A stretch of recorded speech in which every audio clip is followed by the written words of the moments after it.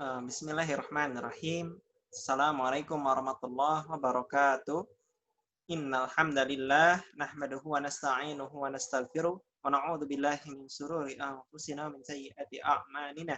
May yahdihillahu fala mudilla lahu wa may yudlilhu fala hadiyalah. Asyhadu an la ilaha illallah wa asyhadu anna Muhammadar Rasulullah. Rabbi shrah li sadri wa yassir li amri wahlul 'uqdatam min lisani yafqahu qawli. Allahumma shalli ala Muhammad wa ala ali Muhammad kama shallaita ala Ibrahim wa ala ali Ibrahim wa barik ala Muhammad wa ala ali Muhammad kama barakta ala Ibrahim wa ala ali Ibrahim fil alamin innaka Hamidum Majid.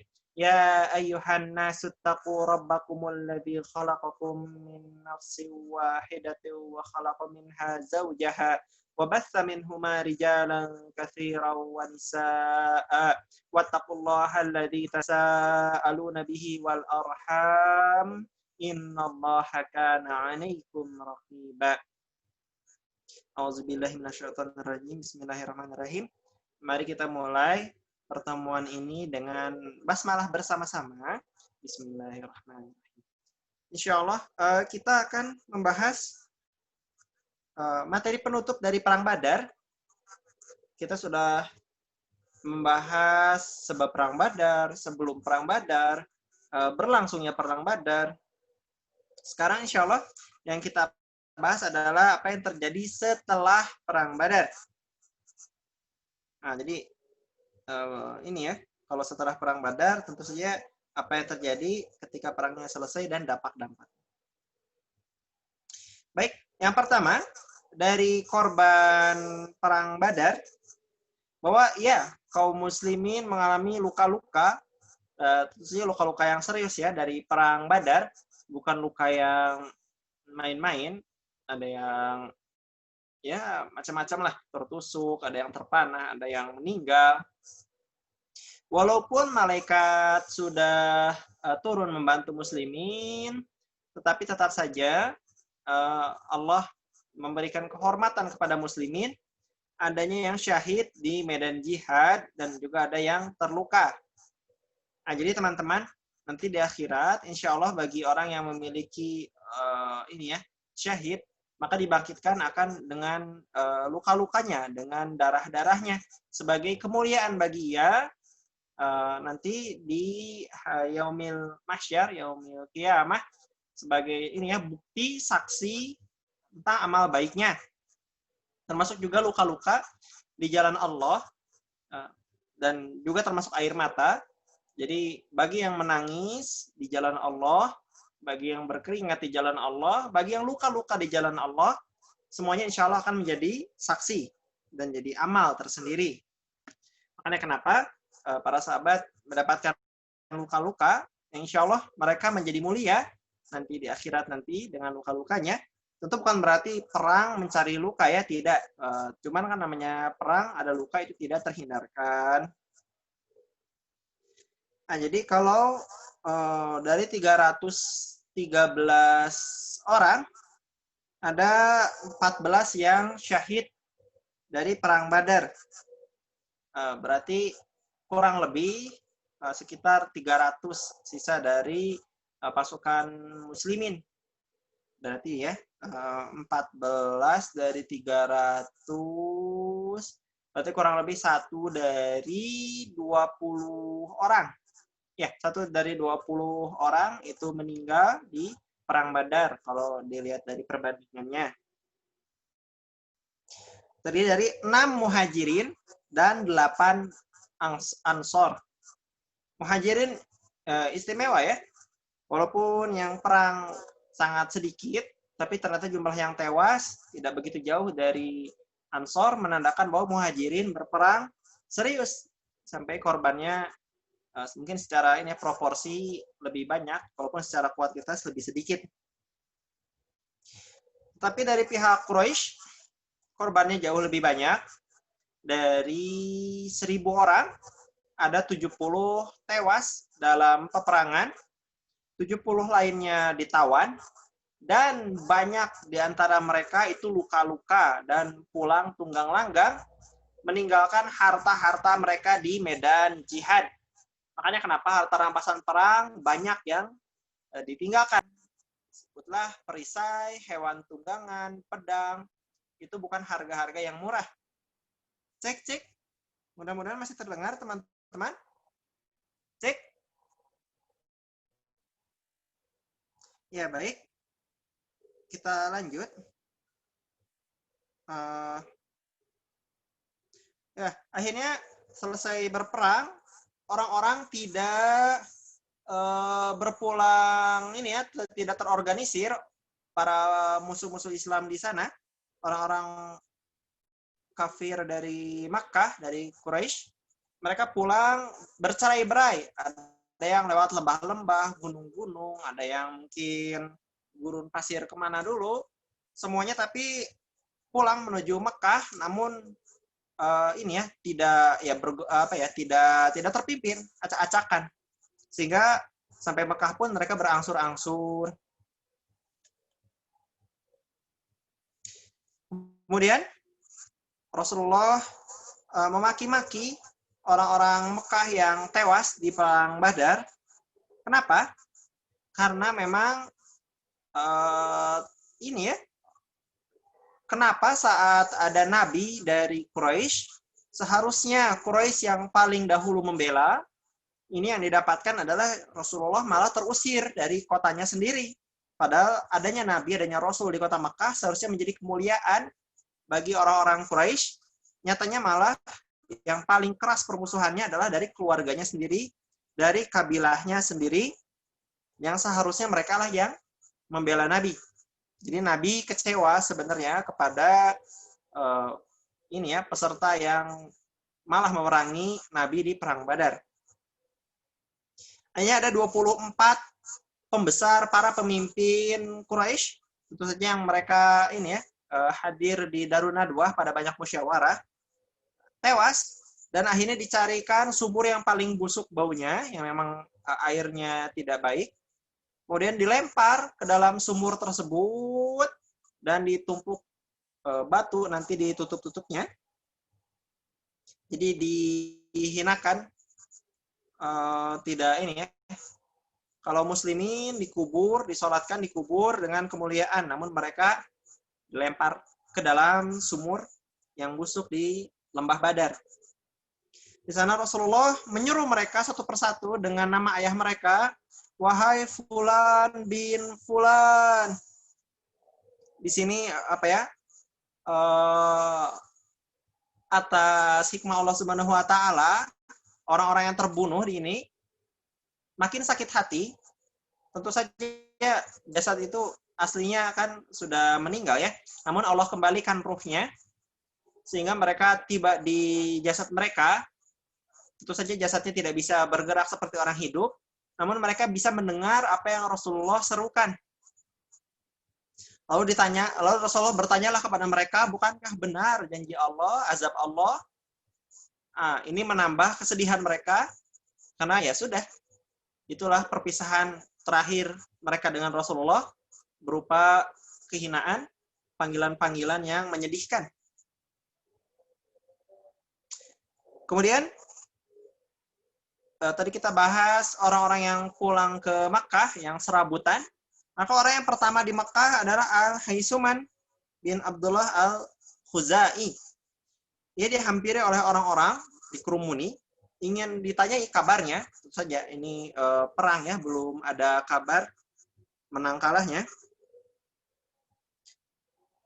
Maka ditanyai Al-Haisuman ini, dan akhirnya Al-Haisuman menjawab bahwa dengan kondisi yang sangat menyedihkan, dengan kondisi yang ya namanya orang kalah perang dan hampir-hampir saja tewas,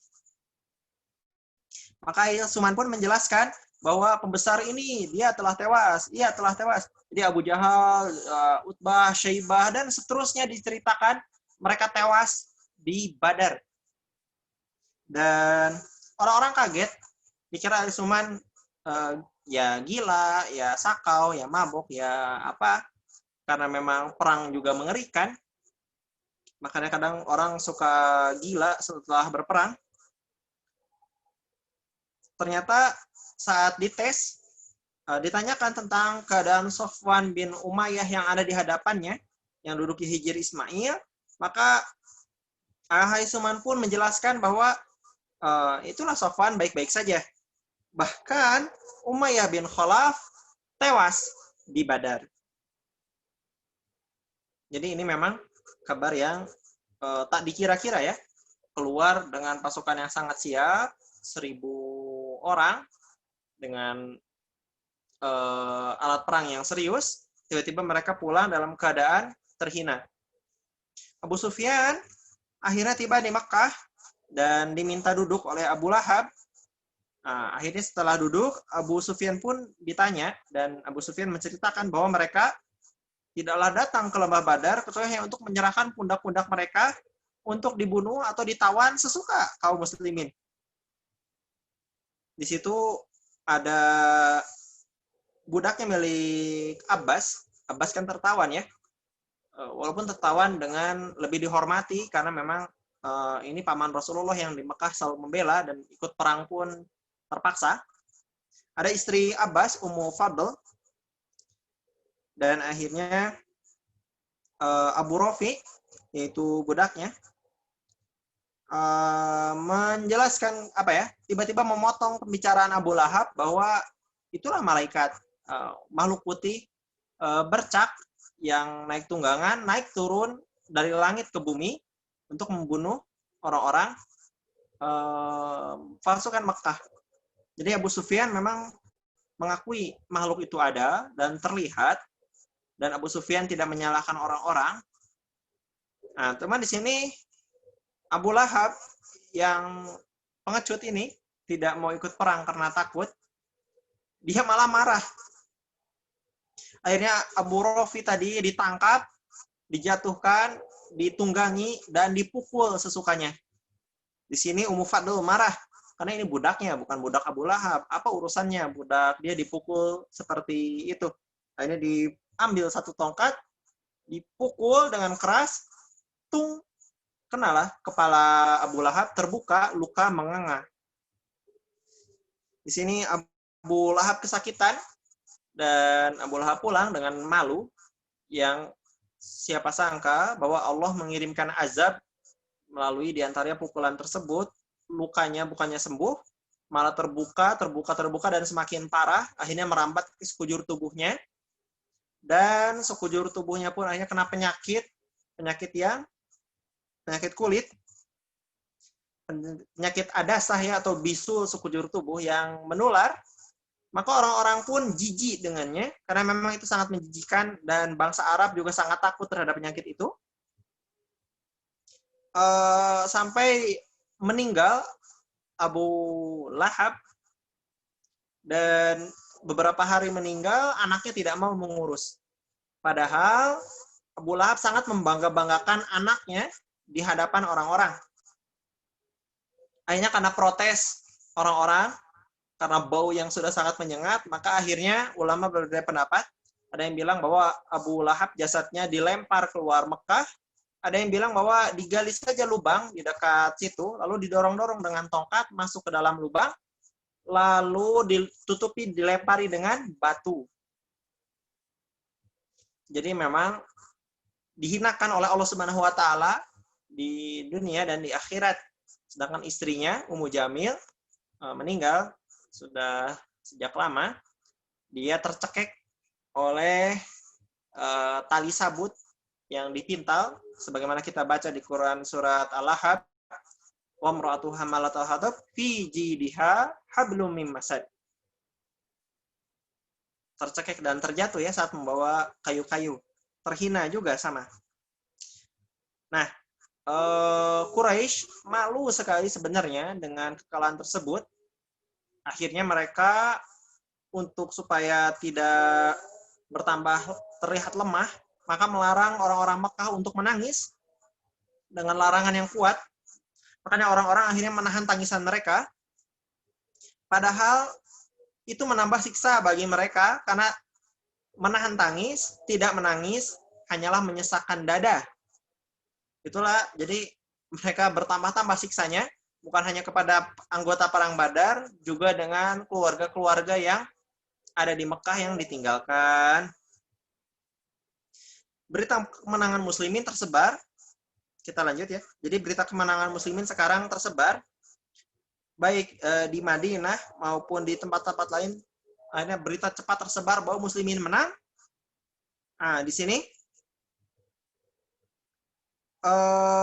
Madinah juga sebenarnya agak kaget karena dikira sampai Rasulullah tuh menangkap kafilah dagang. Itu kafilah dagangnya Abu Sufyan. Ternyata yang ditemui malah pasukan Abu Jahal. Madinah juga cepat sempat khawatir, takut muslimin kenapa-napa, dan mereka sebenarnya sangat ingin berperang, namun sudah terlambat. Orang Yahudi, orang munafik malah menyebarkan isu bahwa muslimin kalah dalam berperang dan Rasulullah terbunuh. Sehingga terjadilah keguncangan di kota Madinah. Namun, nanti ada sahabat Rasulullah SAW yang dikirim, ada 2 orang, yaitu ada Zaid bin Harithah dan Abdullah bin Rawahah. Abdullah bin Rawahah dikirim ke daerah dataran tinggi, jadi ke tempat-tempat tinggi. Kalau Zaid bin Harithah ke daerah dataran rendah. Saat Zaid datang dengan unta Rasulullah, maka orang munafik pun semakin yakin Rasulullah sudah tewas. Toh buktinya ini unta Rasulullah tidak ditunggangi Rasulullah. Padahal itu memang titipan Rasulullah kepada Zaid. Akhirnya Zaid pun menceritakan seluruh beritanya, dan akhirnya berita tersebut pun tersebar bahwa muslimin menang di Badar, dan orang-orang pun akhirnya gentar pada kaum muslimin.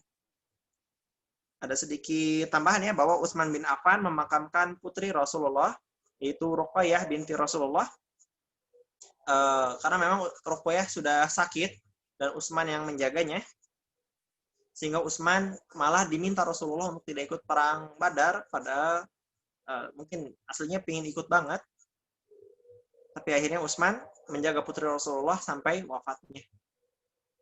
Kita lanjut. Nah, pasukan muslimin ternyata berebutan harta rampasan perang. Jadi harta itu memang ini ya, mengguncang bahkan orang-orang yang seharusnya ini bisa tidak terguncangkan oleh harta. Ternyata ada rebutan dari harta rampasan perang. Awalnya biasanya kalau perang itu ya orang mungut sendiri. Dia mungut apa, dia dapat harta tersebut. Tetapi dalam Islam diajarkanlah pembagian harta rampasan perang, bahwa semuanya diserahkan pada Rasulullah. Rasulullah mengambil 1/5 bagiannya untuk keluarganya, untuk orang-orang miskin, untuk memang bekal dakwah Rasulullah. Sedangkan 4/5-nya dibagi rata kepada sesama muslimin. Kecuali bagi mereka yang berduel, maka musuh duel itu hartanya untuk yang membunuh muslimin yang membunuh musuh di saat duel. Gitu. Di jalan saat pulang ke Madinah, Rasulullah diam dulu 3 hari di Badar untuk mengumumkan kepada semua orang, terutama kan banyak pedagang, banyak musafir, menunjukkan bahwa muslimin perkasa. Jadi diam 3 hari di lembah Badar, menyatakan, mendeklarasikan kemenangannya, dan memang berita ini sangat penting. Kenapa? Karena musuh-musuh Islam nantinya akan tidak jadi memusuhi Islam, tidak jadi memerangi Islam, sudah takut duluan.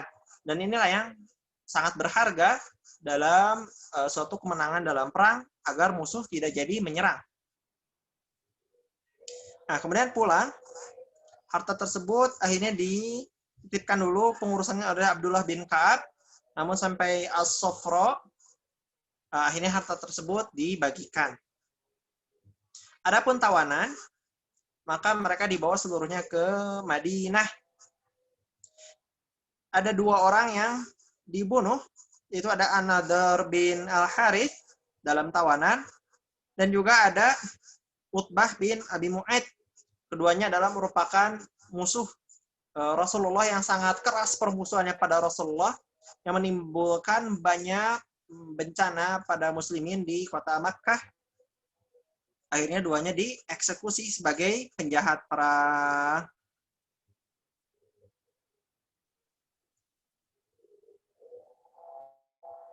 Akhirnya ini ya, banyak muslimin yang sedih tidak ikut perang Badar, tidak menyangka Rasulullah malah bertemu dengan pasukan perang.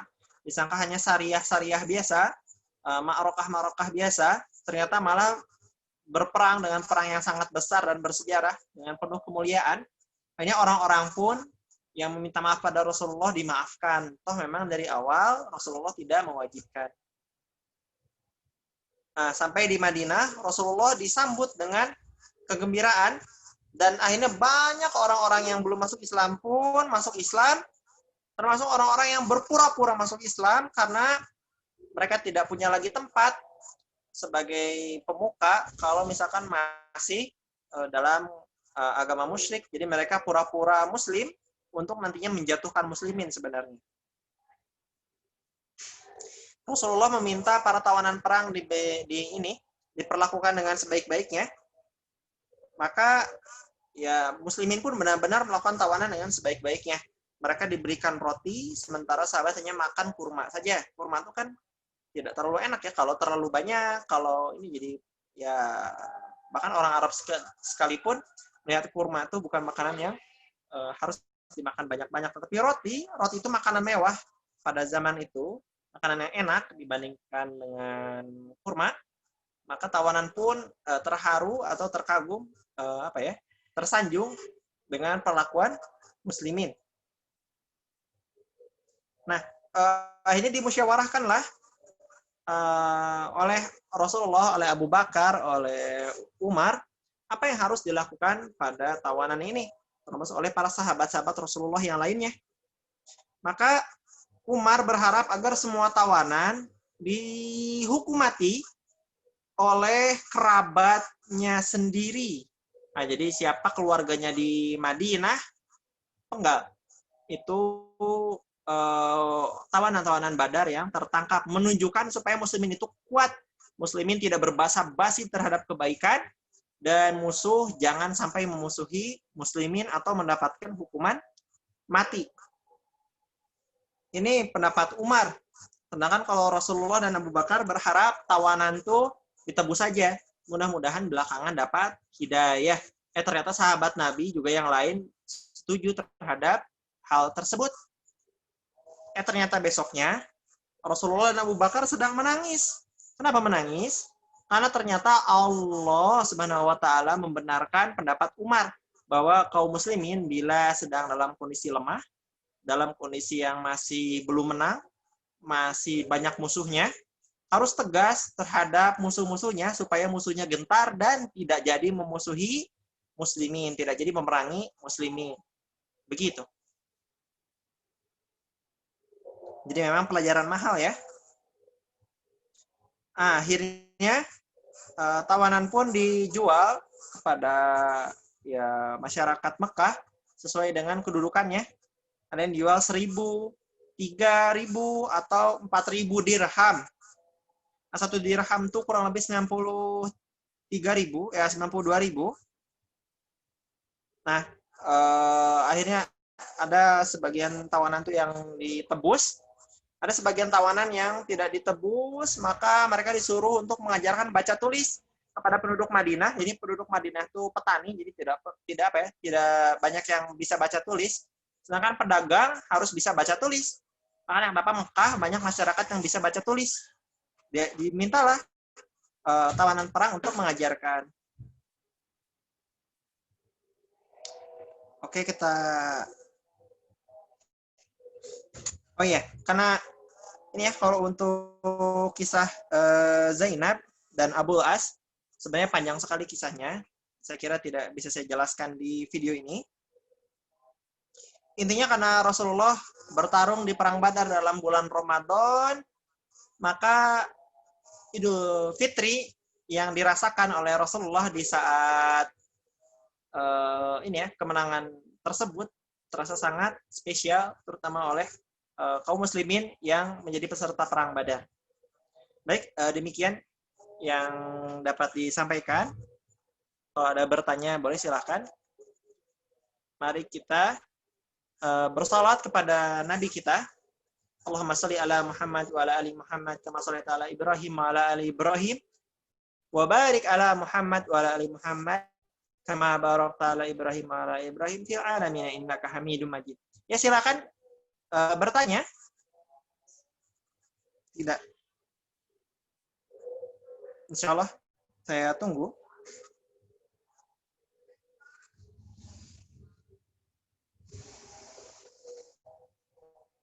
Silakan. Ditulis pertanyaannya. Apakah tujuan pelarangan menangis pada saat itu? Jadi, dalam Islam, sebelum saya jelaskan kondisi di Mekah ya, kepada orang-orang kafir Mekah, saya jelaskan dulu pada Islam. Jadi dalam Islam, menangis itu diizinkan dalam kadar tertentu. Menangis karena sedih, menangis karena ada keluarga yang meninggal, karena sayang, ada karena memang ada bencana. Menangis itu diizinkan dalam kadar tertentu yang sewajarnya. Dan itu memang ini ya, melegakan dada, itu membahagiakan, maksudnya menjadi lebih tenang, mata jadi lebih bersih. Tapi kalau yang dilarang dalam Islam adalah menangis yang, apa istilahnya itu? Menangis yang, apa ya istilahnya? Meratap. Kalau meratap itu dilarang dalam Islam karena berlebih-lebihan. Baik. Kalau pelarangan di Mekah dilarang karena kalau masyarakat Mekah ramai-ramai menangis, padahal banyak orang yang berdagang di Mekah, orang-orang kabilah lain ya, suku-suku lain, baik yang pedagang, banyak yang mungkin lagi ke Ka'bah. Maka orang-orang Mekah akan nampak sangat lemah dan sangat terpukul, padahal mereka gengsi untuk mempertahankan kehormatannya sebagai pemimpin di Jazirah Arab, sebagai yang paling kuat, yang paling terhormat di Jazirah Arab. Maka mereka melarang penduduknya untuk menangis terhadap korban Badar. Alasannya supaya nampak kuat. Terus apakah yang berlaku pada kaum Quraisy atau seluruh bangsa Arab pada saat itu? Ya karena peserta perang Badar itu umumnya orang-orang Mekah, orang-orang Quraisy, maka larangan itu hanya kepada orang-orang Quraisy saja. Kepada orang-orang kafir Quraisy saja. Apakah masih berlaku sampai sekarang? Tentu tidak ya. Itu kan jadi perlu dipahami bahwa itu bukan syariat Islam. Yang itu tuh sekedar strategi orang-orang kafir Quraisy supaya tidak terlihat lemah bahkan setelah kalah. Jadi kalau sekarang apakah kita boleh menangis, terutama orang yang sudah meninggal, maka ya nangis yang wajar, bukan nangis yang meratapi, yang menjerit-jerit, yang mempermalukan harga diri, yang menghilangkan akal, maka itu tidak boleh. Tetapi yang boleh hanya sekedar menangis yang masih pada wajarnya saja, masih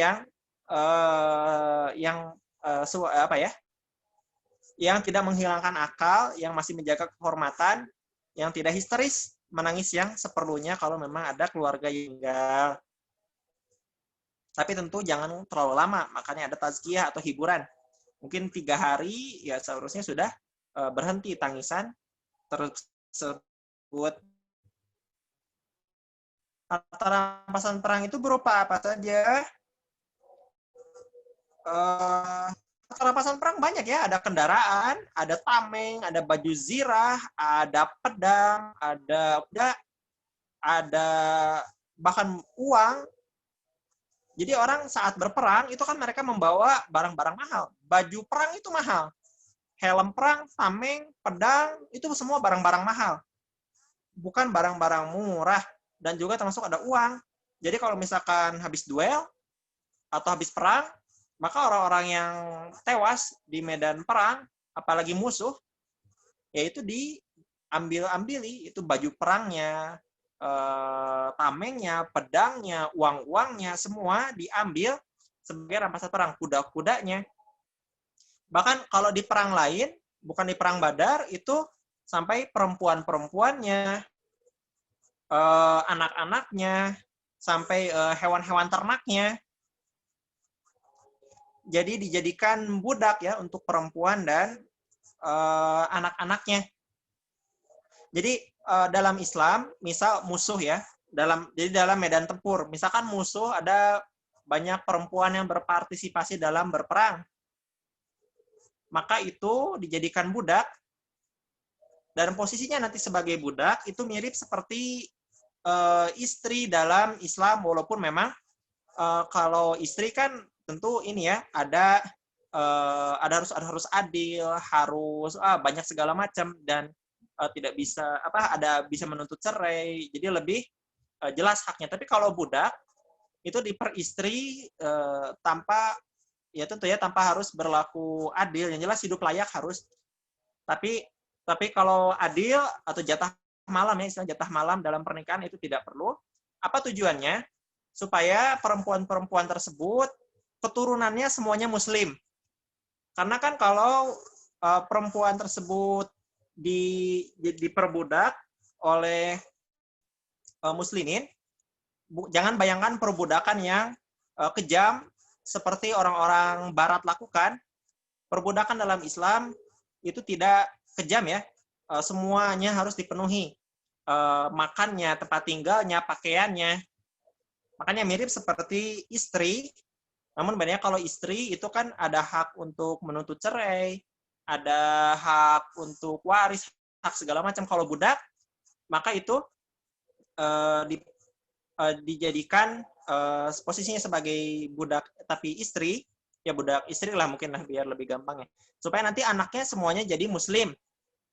Dan saat tuannya meninggal, nanti dia merdeka secara otomatis, istilahnya ummul walad. Nah, jadi harta rampasan perang itu tadi bisa berupa bahkan istri dan anak-anak. Anak-anak yang jadi tawanan perang nanti jadi mungkin anak asuh, anak angkat. Memang posisinya budak ya. Jadi memang tidak bebas sebagaimana orang merdeka. Namun tentu tujuannya supaya dakwah Islam bisa sampai kepada perempuan dan anak-anak tersebut. Itu kalau harta rampasannya perempuan dan anak-anak. Kalau harta rampasan perangnya adalah musuh yang memang berpartisipasi dalam perang, khususnya laki-laki, maka dia budaknya lebih ya sebutlah lebih sadis, atau bukan lebih sadis ya, lebih tegas. Nah, tegas dalam arti mereka dihukum karena mereka memerangi muslimin, bisa dijual sebagai tawanan perang, bisa dijadikan budak untuk melayani tuannya, bisa jadi dihukum mati karena mereka memerangi muslimin. Jadi itu harta-harta rampasan perang yang didapatkan saat berperang. Jadi tadi ya tujuannya, kalau harta tentu sebagai imbalan karena muslimin sudah mempertaruhkan nyawanya dalam berperang, dan memang namanya berperang, ya harta musuh dirampas. Nah, tapi kalau untuk urusan tadi, tawanan perang, termasuk baik tawanan perang laki-laki dewasa, perempuan, atau anak-anak, untuk perempuan dan anak-anak, itu ditawannya dalam arti dijadikan sebagai keluarga dari yang tuannya, walaupun dalam kondisi terpaksa ya. Tapi tujuannya supaya mereka nanti, untuk anak-anak supaya memeluk Islam, untuk perempuan supaya seluruh keturunannya menjadi muslim. Itu untuk harta rampasan perang. Tapi kalau dalam Badar, saya tidak menemukan ada harta rampasan berupa tawanan perang anak-anak atau perempuan. Tapi yang saya temukan adalah berupa tameng-tameng, berupa baju zirah, berupa hewan-hewan tunggangan, berupa ya pedang-pedang. Jadi harta-harta yang diambil dari baik yang tertinggal maupun harta yang dikenakan oleh musuh saat ia tewas. Mudah-mudahan jelas ya. Wa iyyakum atas doanya. Mudah-mudahan jelas. Bagaimana, Teh Rina? Itu harta rampasan perang yang bisa diambil. Mudah-mudahan ini ya tidak salah paham. Jadi memang dalam Islam itu ada istilahnya tuh ummul walad, ibu dari anak. Baik, alhamdulillah. Ibu dari anak. Jadi perempuan yang ditawan karena ia berpartisipasi dalam perang, maka dia ditawan, dipaksa sebagai istri dari tuannya, tentu statusnya bukan istri tapi budak, supaya tadi seluruh keturunannya menjadi muslim, karena keturunan dari istri tersebut tentu dididik oleh tuannya, bukan oleh ibunya yang nanti takutnya jadi kafir lagi. Gitu. Dan banyak sekali ulama-ulama kita yang berasal dari tanah-tanah taklukan muslimin. Misalkan Imam Al-Bukhari, Imam siapa lagi? Imam-imam yang mazhab-mazhab itu, imam-imam hadis, itu banyak yang dulu orang tuanya itu taklukan saat perang, dan mereka sangat bersyukur karena akhirnya mereka mendapatkan hidayah, tidak kafir dari ajaran orang tuanya. Baik, demikian yang benar dari Allah, yang saya dari saya sendiri. Kita tutup dengan hamdalah. Alhamdulillahirabbil alamin. Doa kifaratul majelis. Subhanakallahumma bihamdika asyhadu alla ilaha illa anta astaghfiruka wa atubu ilaik. Jadi istimewanya perbudakan dalam Islam, bahkan perempuan pun bisa merdeka otomatis setelah dia punya anak dari tuannya, dan anaknya pun masuk Islam karena dididik oleh tuannya. Baik, assalamualaikum warahmatullahi wabarakatuh.